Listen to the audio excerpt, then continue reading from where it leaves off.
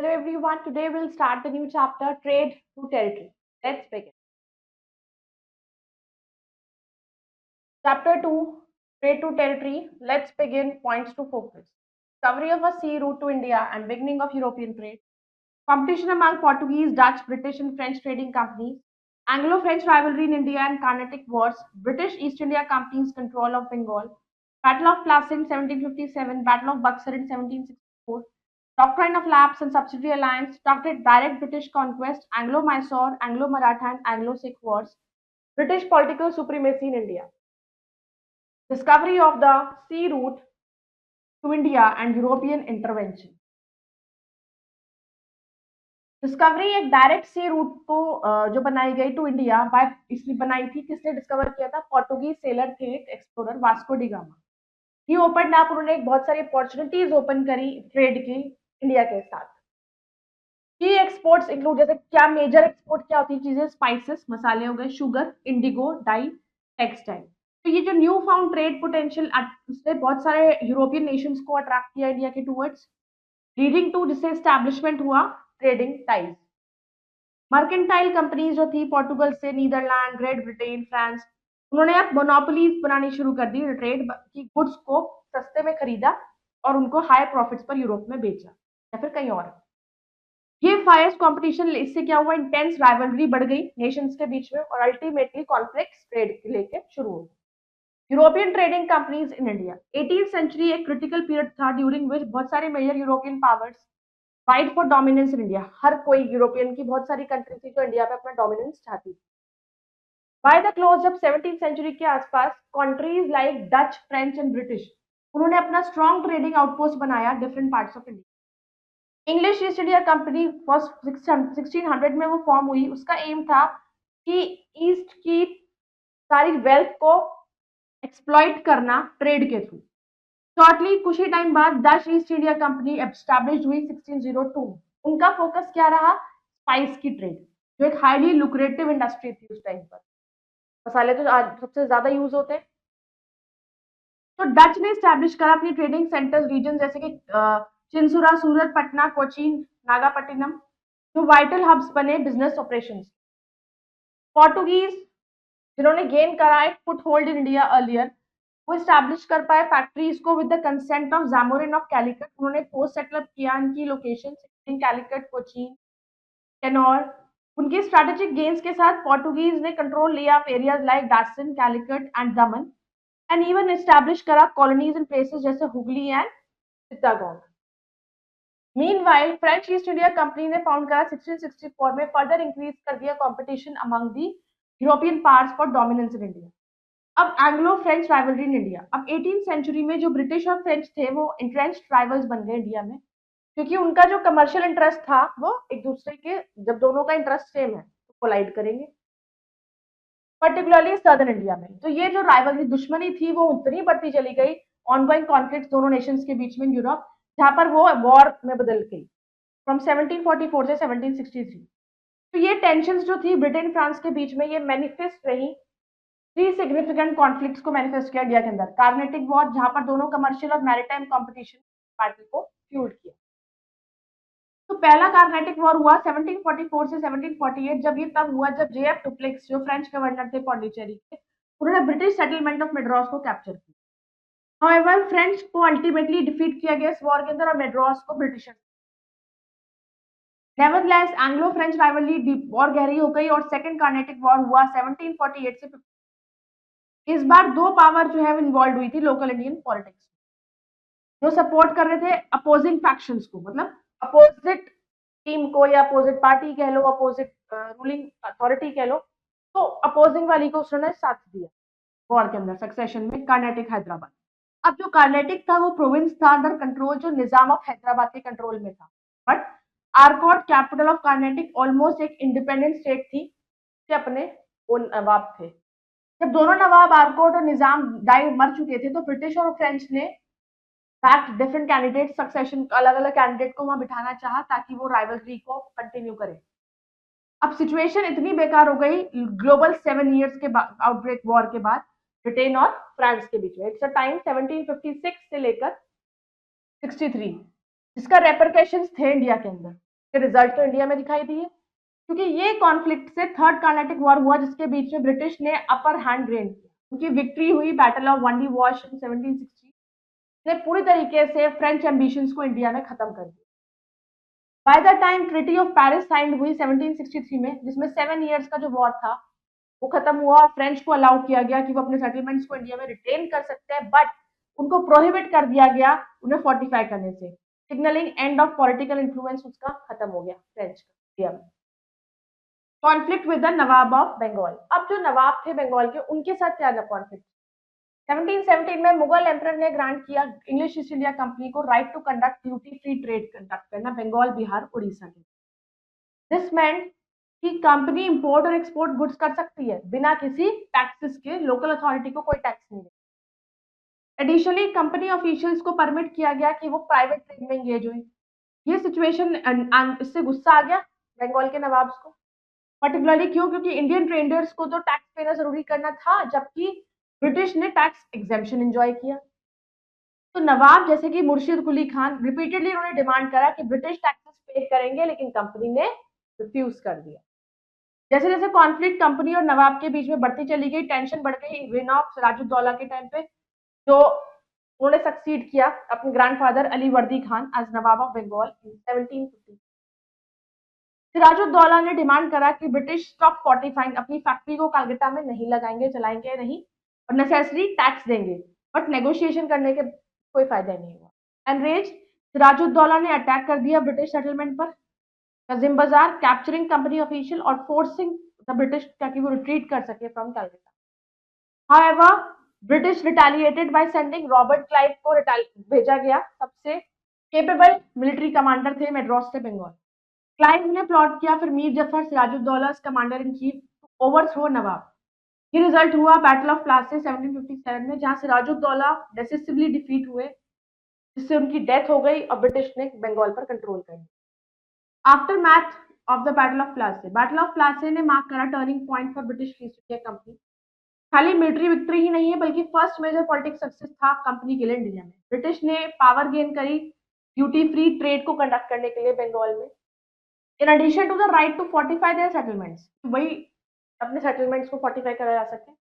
मीर जफर को इंस्टॉल किया गया, एक पपेट की तरह रख लिया गया, पपेट नवाब, सिर्फ बिठाने के लिए, और रिटर्न में उसकी रिवॉर्ड, कंपनी को रिवॉर्ड किया, बहुत सारे पैसे दे दिए, जमींदारी जो लैंड रिवेन्यू था 24 पारगनास, जितने भी कुछ ट्रेड राइट्स थे। जब प्लासी की विक्ट्री के बाद कंपनी के पास एक्सचेंज गोल्ड नहीं था करने के लिए इंडियन गुड्स के बदले, तो इंस्टेंट दीवानी या राइट टू कलेक्ट टैक्सेस ने उन्हें असेस दिया बंगाल वास्ट रिवेन्यू सोर्स। ये रिसोर्सेज ने इनेबल करा ब्रिटिश को कि वो अपने मिलिट्री परचेज को फंड करे, टेक्सटाइल्स को, एंड मेंटेन देयर इंफ्रास्ट्रक्चर जैसे फोर्ट्स एंड ऑफिसेस।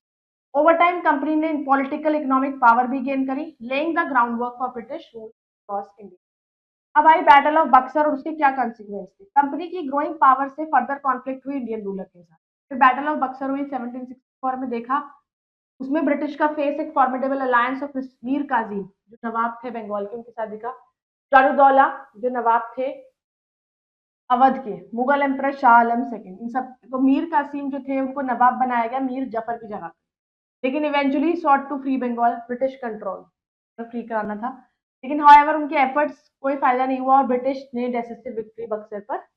कंसिक्वेंस क्या हुए बैटल ऑफ बक्सर के? वो बहुत ही फार रीचिंग थे। ट्रीटी इलाहाबाद की साइन हुई 1765 में, जिसने ब्रिटिश का कंट्रोल बंगाल पर फॉर्मलाइज कर दिया, बिहार पर, उड़ीसा पर। अब मुगल एम्परर शाह आलम सेकंड ने ग्रांट करा कंपनी को दीवानी, जितने भी टैक्स कलेक्ट के राइट्स थे वो सब देने पड़े, क्योंकि जब उन्होंने ट्रीटी साइन करवा ली। तो ये विक्ट्री ने ब्रिटिश का डोमिनेट कर दिया, पॉलिटिकल फोर्स उनकी हो गई बंगाल में, जिससे वो अवध, मुगल एम्पायर, हर जगह पे अपना इंटरफेयर करना शुरू कर दिया। सिराजुद्दौला जो थे अवध के, उनको फोर्स किया गया कि अपनी आर्मी को डिसबैंड करें, और उन्होंने एग्री करा कि वो पे करेंगे ब्रिटिश ट्रूप्स की मेंटेनेंस पर, और अवध को एक बफर स्टेट बनाया अंडर ब्रिटिश इन्फ्लुएंस। फिर dual government and British administration. अब अपने सक्सेस को जब बंगाल में उन्होंने फॉलो करके अब ब्रिटिश आगे बढ़ने चले गए, उन्होंने स्टैब्लिश करा डुअल सिस्टम गवर्नेंस का। इस अरेंजमेंट में क्या होता है, जो नवाब थे वो तो नॉमिनल रूलर रहते हैं, बट रियल पावर किसके पास होती है? ब्रिटिश के। ये सिस्टम ने हाईली इनएफिशिएंट प्रूव हुआ, क्योंकि नवाब तो रिस्पॉन्सिबल थे एडमिनिस्ट्रेशन के, जबकि उनके हाथों में पावर तो दी ही नहीं गई थी। कोई रिसोर्स नहीं था। 1772 में डुअल सिस्टम ने कोलैप्स हो गया और ब्रिटिश ने डिसाइड करा कि वो खुद ही कंट्रोल करेंगे। रेगुलेटिंग एक्ट ऑफ 1773 उसका एम था कि ज्यादा ऑर्डर टू ब्रिटिश गवर्नमेंट तक लाना इन इंडिया में। वॉरेन हेस्टिंग अपॉइंट किए गए पहले गवर्नर जनरल बंगाल के, और उनकी एडमिनिस्ट्रेशन में नए जुडिशियल सिस्टम बनाए गए। हर एक डिस्ट्रिक्ट के अपने बोथ सिविल और क्रिमिनल कोर्ट्स बनाए गए। यूरोपियन डिस्ट्रिक्ट कलेक्टर्स ने प्रिसाइड करा, सिविल कोर्ट देखते थे, जबकि क्रिमिनल कोर्ट अभी भी इंडियन ऑफिशियल्स ही देखते थे, लेकिन सुपरविजन ब्रिटिश की। तो एक नया सुप्रीम कोर्ट भी क्रिएट किया गया रेगुलेटिंग एक्ट के अंदर, जो सेंट्रल बाद में वो भी कंट्रोल ब्रिटिश का ही हो गया उसमें। British expansion in India, by the mid 19th century तक ब्रिटिश ने कंसोलिडेट करे अपना कंट्रोल, बहुत अधिकतर इंडिया को कवर कर चुके थे। उनका एक्सपेंशन ने अचीव हुआ बहुत सारे मेथड से, like military conquest, strategic alliance, administrative policy. एक की स्ट्रेटजी पॉलिसी थी पैरामाउंटेसी की, इनिशिएटेड बाय वॉरेन हेस्टिंग्स। उसने एक्सर्ट करा ब्रिटिश ने supreme authority overall Indian state. तो पॉलिसी ने जस्टिफाई करा British intervention in Indian political affairs and pave the way for annexation of several. Another tool expansion का था subsidy alliance, जो introduce करा लॉर्ड वेलेस्ली। ये जो सिस्टम था अलाउड करा ब्रिटिश को कि वो ट्रूप्स को इंडियन स्टेट्स में प्लेस करे इन एक्सचेंज फॉर प्रोटेक्शन, जबकि रूलर्स को फोर्स किया गया कि relinquish the control over their foreign states. जिसने साइन करा सब्सिडी अलायंस, इफेक्टिवली वो वैसल्स बने British with their sovereignty gradually diminished. Policy ने खाली ब्रिटिश इन्फ्लुएंस को एक्सपैंड ही नहीं करा, बल्कि वीकन करा इंडियन रूलर्स को और डिपेंड बना दिया उन्हें ब्रिटिश सपोर्ट पर। Doctrine of lapse and annexation, under doctrine of lapse Lord Dalhousie जो थे वो एनेक्स करने लगे बहुत सारे की इंडियन स्टेट्स, जहां पे रूलिंग डायनेस्टी ने लैक करा डायरेक्ट मेल हायर। टेरिटरी जैसे सतारा, झांसी, नागपुर, ये सब अंडर ब्रिटिश कंट्रोल आए इस मेथड के। पॉलिसी ने फॉरबिड करा rulers from adopting sons as heirs बिना एक्सप्लिसिट परमिशन ऑफ ब्रिटिश। ये अप्रोच ने खाली ब्रिटिश टेरिटरी को एक्सपैंड ही नहीं किया, but also fuel the resentment among Indian rulers, जिसने देखा उसको एक violation of the sovereignty and tradition. Some notable cases भी दैट ऑफ रानी लक्ष्मीबाई, नाना साहेब, ये अडॉप्टेड सन थे फॉर्मर पेशवा बाजी राव के, जिनको डिनाइड कर दिया था कि अपने फादर की पेंशन भी नहीं मिलेगी बाय द ब्रिटिश। और wide spread use doctrine of lapse का एक मेजर ग्रीवियंस बन गया, contribute to the outbreak Indian rebellion broke हुई 1857 में। Direct conquest and British wars of expansion, alongside the doctrine of lapse British ने pursue करा direct military conquest, ताकि अपना कंट्रोल वो बढ़ा सके इंडियन सबकॉन्टिनेंट पे। अब 1773 तक कंपनी ने गेन करा डायरेक्ट कंट्रोल बंगाल पर, मैड्रास पर, बॉम्बे, और एक्सरसाइज करा इनडायरेक्ट इन्फ्लुएंस अवध पर और Carnatic. However, Deccan region posed a significant challenge with powerful entities like Maratha, Nizam, Hyderabad, Hyder Ali of Mysore resisting British encroachment. Anglo Mysore Wars, अब जो किंगडम था मैसूर का हैदर अली के टाइम पे, लेटर उनका सन थे टीपू सुल्तान उनकी जगह पे, तो वो एक फॉर्मिडेबल ओपोनेंट बने ब्रिटिश इंटरेस्ट के southern India. Anglo Mysore war spanning 1767 से 1719 तक, वो एक सीरीज था, 4 मेजर कॉन्फ्लिक्ट्स हुई मैसूर और ब्रिटिश ईस्ट इंडिया कंपनी के। हैदर अली ने सक्सीड हुए ब्रिटिश को रिपेल करने में फर्स्ट पहले वॉर के अंदर। कंपनी को फोर्स किया कि वो प्रॉमिस करे सपोर्ट करेगी फ्यूचर के कॉन्फ्लिक्ट में। However, second Anglo Mysore war के अंदर हैदर अली की डेथ हो गई बैटल में। फिर वो टीपू सुल्तान ने फाइट को कंटिन्यू करा, वॉर एंड हो गया एक अनइजी ट्रूस में, लेकिन टीपू सुल्तान ने कंटिन्यू करा ब्रिटिश डोमिनेंस को चैलेंज कर। फिर थर्ड एंग्लो मैसूर वॉर के अंदर ट्रिगर जब टीपू सुल्तान ने ब्रिटिश अलाइंड किंगडम ट्रावनकोर पर अटैक करा।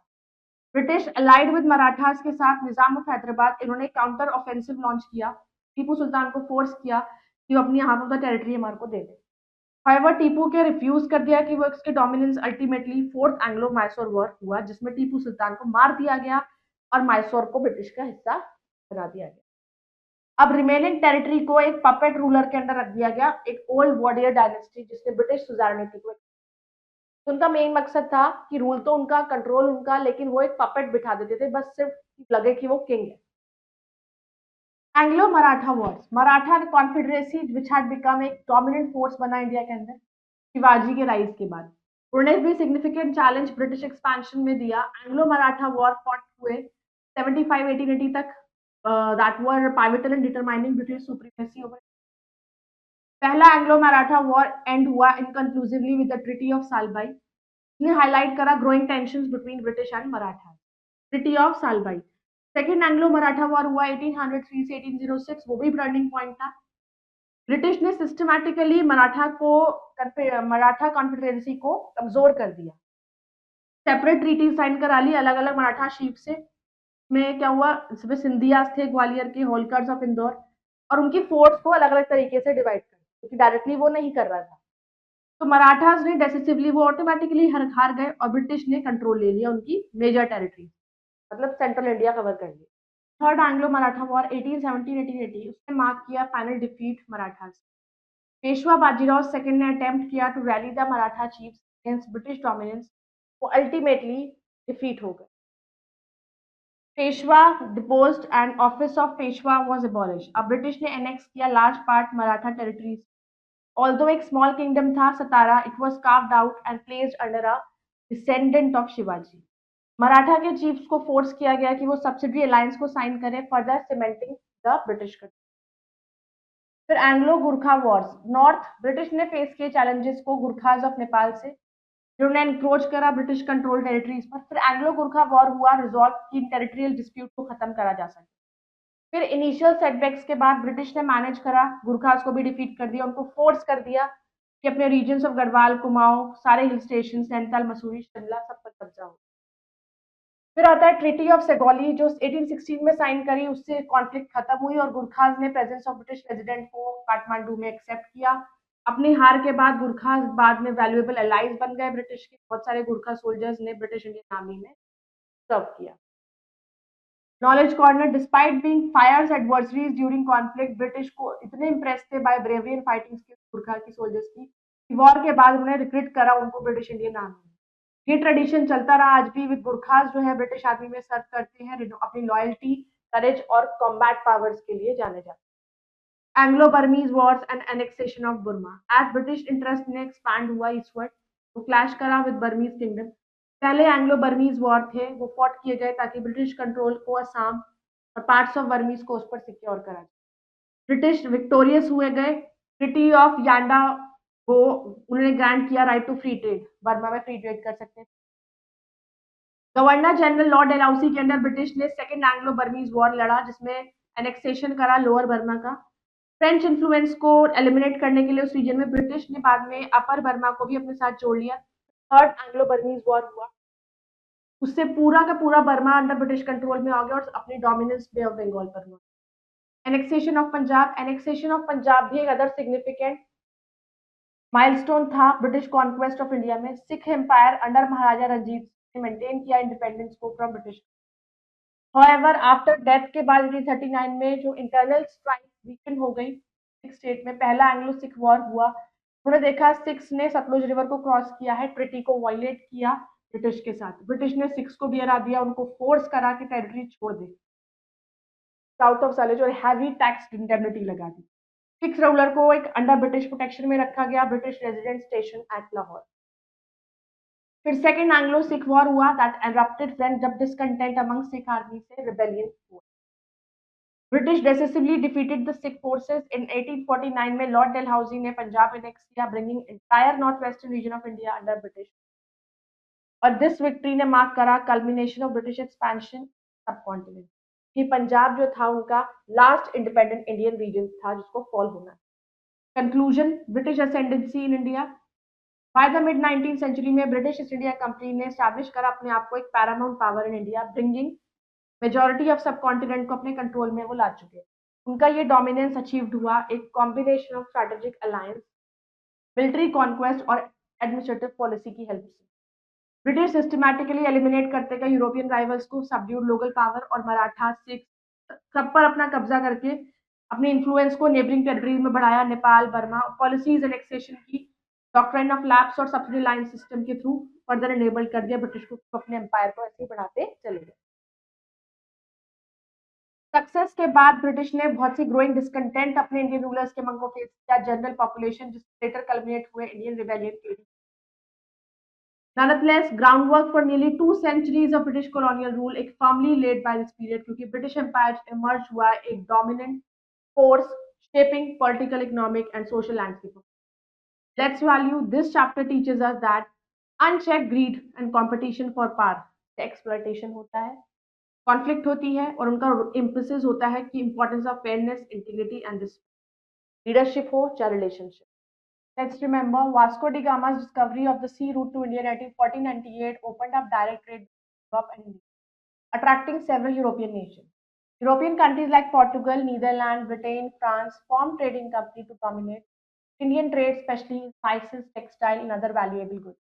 Competition between European powers intensified, leading to the establishment of trading posts and conflicts for control over Indian trade routes and territory. British and French became major rivals, especially in South India, resulting in three Carnatic wars. जहाँ पर British eventually defeated the French. The British East India Company gained a significant control in Bengal after defeating Nawab Sirajuddaulah in the Battle of Plassey in 1757 with the help of Mir Jafar. Battle of Buxar 1764 solidified British dominance in Bengal, Bihar and Odisha, giving them the right to collect taxes and further expand their power. Doctrine of lapse and subsidy alliance were strategies used by British to win territories, जहाँ पर rulers lacked direct hires or needed protection. Resistance to British rule came from powerful Indian rulers like Hyder Ali, Tipu Sultan of Mysore, but British eventually defeated them in Anglo-Mysore Wars. Anglo-Maratha Wars resulted in British defeating the Maratha, further expanding British control over central and western India. British faced resistance in northern India from the Gurkhas of Nepal, but after the Anglo-Gurkha War, they secured control over key hill stations. Annexation of Punjab after Anglo-Sikh Wars marked another major British conquest, bringing the Sikh Empire under British control. By the mid-19th century, British policies had brought most of India under British rule, paving way for colonial dominance. Assessment corner, multiple choice question. The French East India Company was founded in which year? 1660. First Carnatic War ended with settlement being restored to the British, Pondicherry. Battle of Plassey was fought in which year? 1757. Which of the following territories was annexed under doctrine of lapse? Jhansi. Treaty of Allahabad signed in 1765 granted the British Diwani of which religion? That is Mysore, Hyderabad, Carnatic. So I hope you all have understood this chapter. Go through it again. We'll meet in the next video. Till then, bye bye. Take care. Thank you.